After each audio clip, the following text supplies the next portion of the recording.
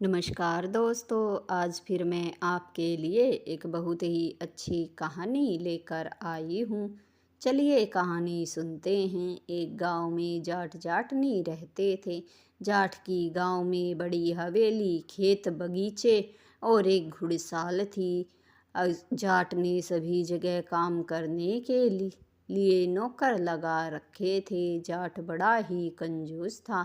नौकर तो उसने रख रखे थे, लेकिन वह उनका मेहनताना समय पर नहीं देता था। जाट की हवेली में जो नौकर काम करता था, उसका नाम हरिया था।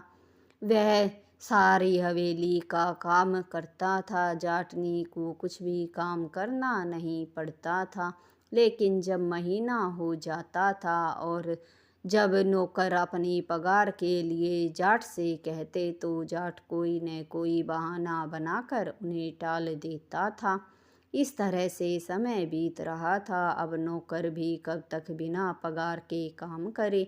वे जाट के स्वभाव को जान गए थे कि यह तो बड़ा ही कंजूस है, अपनी आंट से पैसे निकालने को तैयार नहीं है, तो घर के गुजर के लिए उन्हें कुछ तो करना था। इसलिए सभी नौकर जो है अपने अपने काम में हेरा फेरी करते, जिससे उन्हें कुछ बच जाता, उसी से उनके घर का खर्च चलता था। जाट को भनक नहीं लगती थी, लेकिन जाटनी सब जानती थी कि भला कोई बिना पगार के ये महीनों तक काम कैसे कर सकता है। जरूर जो नौकर है वो हेरा फेरी करते हैं। कई बार तो जाटनी ने उन्हें हेरा फेरी करते हुए भी देख लिया, लेकिन पकड़े जाने पर उन्होंने जाटनी से कहा कि मालकिन, अब आप ही बताइए। मालिक तो हमें पगार देते ही नहीं हैं, हमें भी तो अपने परिवार का खर्च चलाना है, तो हम क्या करें। तब जाटनी कहती थी कि मैं तुम लोगों की बात समझती हूँ। मैं तो तुम्हारे मालिक से बहुत कहती हूँ, पर वे तुम्हारी समय पर पगार नहीं देते। ये इसमें तुम्हारा भी कोई दोष नहीं है। वह उन्हें छोड़ देती थी, जाट को कुछ नहीं बताती थी। एक दिन जो हवेली में नौकर हरिया काम करता था, वह जाट से कहने लगा, मालिक, मेरी पत्नी बहुत बीमार है, मुझे 5,000 रुपये दे दीजिए। मुझे उसका इलाज अस्पताल में कराना है, भर्ती करना होगा। जाट कहने लगा, अच्छा, इतने सारे रुपए अभी तो मेरे पास नहीं हैं, जब होंगे तो मैं दे दूंगा। आजकल आजकल करके जाट टालता रहा। हरिया बड़ा ही दुखी सा हो गया है कि अब वह क्या करे। अगर पैसों का इंतज़ाम नहीं हुआ तो उसकी पत्नी मर जाएगी। जब इस बात का पता जाटनी को चला, तो जाटनी ने जाट से बिना बताए हरिया को 5,000 रुपये दे दिए। इन जिन रुपये से हरिया ने अपनी पत्नी का इलाज कराया और कुछ ही दिनों में वह ठीक हो गई। कई दिनों के बाद जब जाट को इस बात का पता चला कि हरिया की पत्नी का इलाज हो गया है और वो ठीक हो गई है, तो उसने हरिया को बुलाया और कहने लगा, क्यों बे हरिया, तू तो कह रहा था तुझे 5,000 रुपये चाहिए अपनी पत्नी के इलाज के लिए। मैंने तो तुम्हें पैसे दिए ही नहीं, फिर तुम्हारे पास इलाज के पैसे कहाँ से आए। तुमने जरूर हवेली में चोरी की होगी। उस समय जाटनी भी वहीं खड़ी थी। हरिया कहने लगा, मालिक, आप ये कैसी बातें कर रहे हैं।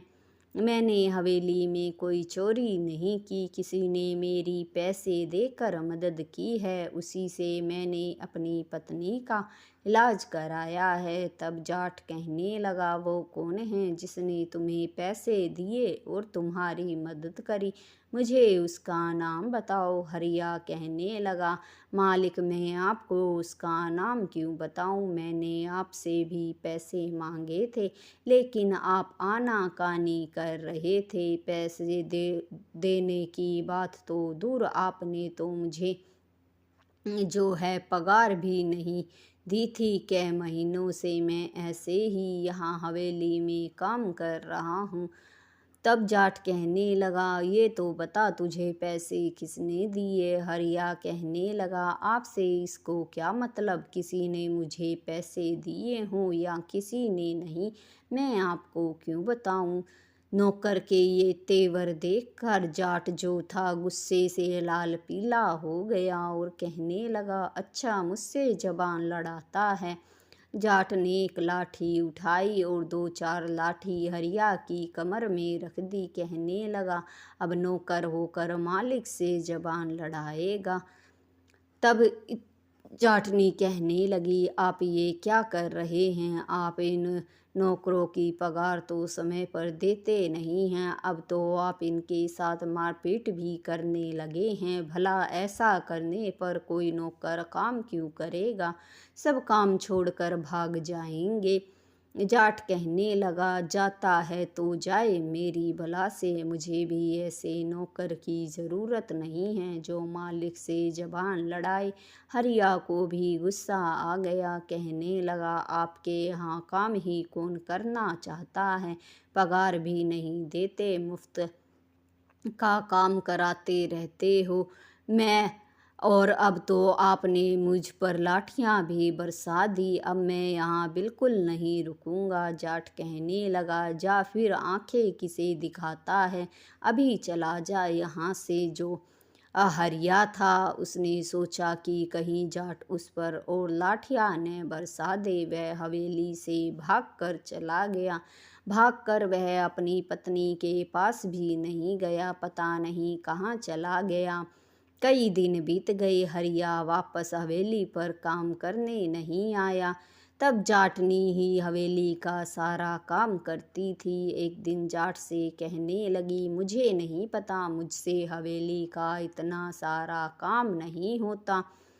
एक तो आपने नौकर को मार के भगा दिया, अब नौकर भी ये हवेली में नहीं है, मुझे नहीं पता, दूसरा नौकर ढूंढ कर लाओ जो हवेली का काम करे, मैं अब से कुछ काम नहीं करूँगी।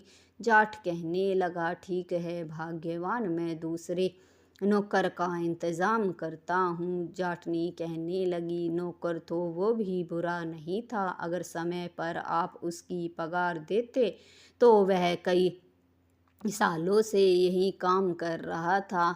उससे ज़्यादा अच्छा नौकर अब आपको कहाँ मिलेगा। पर कैसे भी हो नौकर मुझे चाहिए, मैं काम नहीं करूँगी। इतनी ही देर में जो है हरिया की पत्नी वहाँ आ गई। जाट से कहने लगी, मालिक मैंने सुना है 1 हफ्ते पहले आपने मेरे पति पर लाठियाँ बरसाई थी, जिसके कारण वो यहाँ से पता नहीं कहाँ चले गए या फिर आपने ही उन्हें छुपा लिया है। 1 हफ्ते से वो घर भी नहीं आए। गांव वालों ने मुझे बताया कि आपने उसे लाठियाँ मारी थी, कहीं आपने ही तो उसे मार नहीं दिया या फिर कहीं छुपा दिया। यह बात सुनकर जाट कहने लगा, अरे तू कैसी बातें कर रही हैं, भला मैं उसे क्यों मारूंगा, मैंने तो वैसे ही 2-4 लाठियाँ उसे धर दी थी, उसने गलती ही ऐसी की थी, मुझे आंखें दिखा रहा था। इसका ये मतलब थोड़ी ना है कि मैं उसे मार दूंगा। तब हरिया की पत्नी कहने लगी, मुझे नहीं पता, उस दिन के बाद से मेरा पति घर नहीं आया और ना ही गांव में किसी ने उसे देखा है। गांव वालों का कहना है कि आपने ही उसे हवेली में कहीं छुपा रखा है, या तो आप मुझे मेरा पति लौटा दीजिए, नहीं तो मैं थाने में रपट कराऊंगी। उसके चले जाने से हमारे घर में जो कमाने वाला था वो भी नहीं है, घर का खर्च कैसे चलेगा, बच्चों के कपड़े और खाने का खर्च कहाँ से आएगा, हमारे पास तो कुछ जुड़ा हुआ भी नहीं है। जाट जो था वो थाने की बात सुनकर घबरा गया कि कहीं ये थाने में रपट ना कर दे। मैंने तो उसे 4-5 लाठियाँ ही रखी थी और कहीं वो गुस्से में आकर कहीं चला गया और फांसी खाली होगी तो सारा जो है इल्ज़ाम मुझ पर ही आ जाएगा। इससे तो अच्छा है कि मैं इसे ही बहला फुसला लूँ, थोड़े बहुत में ही काम चल जाएगा। वह हरिया की पत्नी से कहने लगा, तू मेरी बेटी की तरह है और हरिया मेरा बेटा की तरह था। भला मैं ऐसा क्यों करूँगा? यहीं कहीं गया होगा, आ जाएगा। फिर जाट कहने लगा, ये लो 10,000 रुपये और इनसे अपने घर का खर्च चलाना जब तक हरिया लौट कर न आए, और बच्चों के लिए कुछ कपड़े भी ले लेना। अब जो हरिया की पत्नी थी मालिक कहने लगी, मालिक आप कितने अच्छे हैं, पर आप जल्दी कुछ कीजिए जिससे मेरे पति को ढूंढा जा सके और वो जल्द से जल्द घर वापस लौट आए। अब तो मैं ये पैसे लेकर जा रही हूँ, इससे कुछ दिनों तक घर का खर्च चल जाएगा। यह कहकर वह अपने घर आ गई और सोचने लगी कि मेरे पति तो पता नहीं कहाँ चले गए हैं, मुझसे तो मिलकर भी नहीं गए, पर जो मालिक ने 10,000 रुपये दिए हैं उनसे घर का कुछ दिनों का खर्च तो चलेगा और मेरे पति भी कभी न कभी तो लौट ही आएंगे। भला मार खाने के बाद कोई कितने दिन अपने घर से दूर रह सकता है? कभी तो उन्हें मेरी याद आएगी और वापस लौट आएंगे। तब तक मैं जो मालिक है उनको ऐसे ही ये थाने की धमकी देकर कुछ न कुछ थोड़ा बहुत ऐंठती रहूँगी। ज़्यादा मैंने लालच किया तो शायद इससे भी हाथ धो बैठूँ। जाट जो था थाने तहसील से बहुत डरता था। फिर जाट जाटनी से कहने लगा, भगवान ये क्या हो गया? मैंने तो उसे 2-4 लाठियाँ ही धरी थी, ऐसा क्या हो गया कि वह अपनी पत्नी के पास अपने घर भी नहीं गया? हरिया कहाँ गया होगा? जाटनी कहने लगी, सारी आपकी ही गलती है, आपने उसे पैसे तो दिए नहीं और उल्टी लाठियाँ भी जमा दी। कहीं जाकर मर मरा गया होगा तो आपका ही सारा नाम आएगा। पुलिस आपको थाने में पकड़ कर ले जाएगी और फिर फांसी पर चढ़ा देगी। जाट कहने लगा, भाग्यवान तुम भी क्यों डरा रही हो, उल्टा ही क्यों सोचती हो? वह ज़रूर जिंदा होगा और कहीं डोल रहा होगा, आ जाएगा कुछ दिनों में। जाटनी कहने लगी, ऐसे कैसे आ जाएगा? उसकी पत्नी फिर आएगी आपसे पूछने के लिए कि आपने उसे ढूंढा या नहीं। जाट कहने लगा, अब मैं उसे कहाँ ढूंढूं? फिर जाट कहने लगा, एक बात हो सकती है। गांव में एक पंडित थे जो मेरे बड़े जानकार थे और वो सब बातों का ज्ञान रखते थे। वे तो इस बारे में बता सकते थे कि हरिया कहाँ मिलेगा, लेकिन अब वो तो रहे नहीं हैं। तब जाटनी कहने लगी, फिर जाट कहने लगा, उनका एक बेटा है जो अब पंडिताई करता है, मैं उनसे ही पूछ कर आता हूँ। जाटनी कहने लगी, ठीक है। अब जो जाट है पंडित के घर चला गया। पंडित जो था वो बड़ा ही पाखंडी था, उसे कुछ ज्ञान की बात तो आती नहीं थी, ना ही किसी चीज़ के बारे में वो जानता था। बस पाखंड करता था और लोगों से पैसे ऐंठा करता था। जब जाट उसके घर गया तो सारी बात उसे बता दी। पाखंडी पंडित कहने लगा, इसके लिए तो 10,000 रुपये लगेंगे और कल मैं तुम्हारे घर आऊँगा, तभी आगे का जो है काम शुरू करूँगा। जाट ने सोचा, कोर्ट कचहरी जाने से तो अच्छा है पंडित को पैसे देकर बाहर ही मामला रफा दफा कर दिया जाए। उसने 10,000 रुपये पंडित को दे दिए। पंडित ने कहा, कल मैं तुम्हारी हवेली आऊँगा, सारी सच्चाई का पता चल जाएगा। जाट कहने लगा, कि मैंने तो उसे 2-4 लाठियाँ ही लगाई थी, उससे ज़्यादा और कुछ नहीं किया था। पंडित कहने लगा, ठीक है, कल मैं हवेली आऊँगा। दूसरे दिन पाखंडी पंडित हवेली पहुँच गया। जाट से कहने लगा, तुमने किस जगह उसे लाठियाँ लगाई थी? जाट ने वह जगह बता दी। तो थोड़ी देर पाखंडी पंडित उस जगह को देखकर चुप रहा और थोड़ी देर के बाद ऐसा दिखाने लगा जैसे उसके शरीर में कंपन आ रहा है और कांपती हुई आवाज़ से कहने लगा, तूने घोर पाप किया है। जिसे तूने लाठियों से मारा था वो यहाँ से जाने के थोड़ी देर बाद ही मर गया था। अब उसकी आत्मा तुमसे बदला लेने के लिए तुम्हारी हवेली के चारों तरफ भटक रही है। वह अपना बदला चाहती है। अब वह तुम्हें नहीं छोड़ेगा, तुम्हें जान से मार देगा। ये बात सुनकर जाट घबरा गया।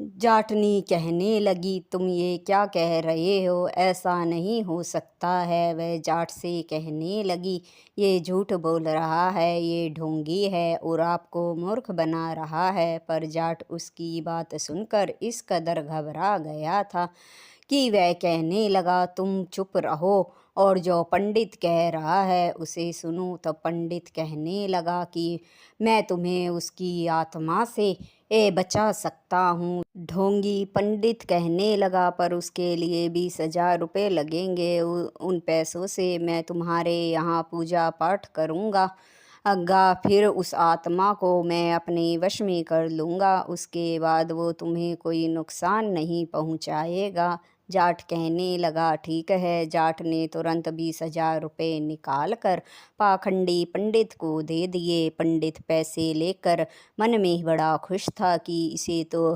कैसे भी मूर्ख बनाया जा सकता है। फिर वह कहने लगा कि ठीक है, कल मैं वापस आऊँगा और यहाँ आके पूजा करूँगा। यह कहकर पाखंडी पंडित वहाँ से चला गया। अब जो जाट था बुरी तरह से डर गया था कि कहीं आत्मा रात में उसे कोई हानि न पहुँचा दे। उसे सारी रात कोई नींद नहीं आई। सवेरे जब हुआ तो पाखंडी पंडित हवेली पर आया और पूजा पाठ करने का ढोंग करने लगा। जाटनी भी खड़ी खड़ी ये सब देख रही थी, पर उसकी बात जाट ने एक नहीं सुनी। तो वह चुप ही खड़ी रही। थोड़ी देर के बाद जब वह पूजा पाठ कर रहा था तो हरिया वहाँ पर आ गया। दरअसल हरिया जो था जाट की लाठियाँ खाने के बाद अपने घर भी नहीं गया। वह दूसरे गांव चला गया था और वहीं रह रहा था। पर अचानक से उसे ख्याल आया कि उसे घर से आए हुए बहुत दिन हो गए और जब वह आया था तो अपनी पत्नी से भी मिलकर नहीं आया था। कहीं उसकी पत्नी ने उसके न मिलने पर पुलिस में रिपोर्ट न लिखा दी हो मालिक के खिलाफ। अगर ऐसा उसने किया होगा तो मालिक के साथ साथ मालकिन भी जो है थाने में चली जाएगी और उन्हें भी सज़ा हो जाएगी और मैं ऐसा हरगिज़ होने नहीं दे सकता हूँ। मालकिन तो बड़ी ही अच्छी हैं और दयालु हैं। वो तो मुझे अपने बेटे की तरह रखती थी और मैं भी उन्हें अपनी माँ मानता हूँ। यह सोचकर हरिया वापस लौट आया था। हरिया को जब जाटनी ने देखा तो कहने लगी, हरिया तुम कहाँ चले गए थे और वापस कैसे आ गए? तब वह कहने लगा, मालिक ने मुझे डंडे से पीटा था तो मैं गुस्सा होकर ये गांव छोड़कर दूसरे गांव चला गया था। अपनी पत्नी को भी नहीं मिला था। फिर मैं कुछ दिन वहाँ रहने के बाद मैंने सोचा कि कहीं मेरी पत्नी ने मालिक के खिलाफ़ थाने में रिपोर्ट कर दी।